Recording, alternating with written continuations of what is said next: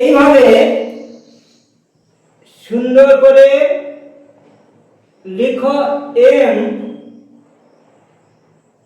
দুদিকে রেখা সেম, এইভাবে লিখো এম।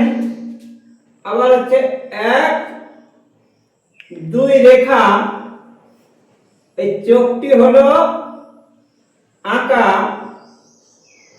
এবার জুড়ে দাও নিচে ফাঁকা, কি হয় যাক দেখা। এইভাবে দাও টান, সুন্দর করে এঁকে যান। আবার লম্বা করে রেখা, কি হয় যাক দেখা। লম্বা করে দাও রেখা, দুদিকে দাও বাড়িয়ে,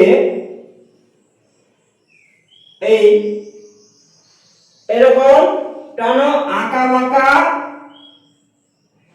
জুড়ে দাও ফাঁকা। এই হালকা করে বাঁকা হয়ে গেল আঁকা।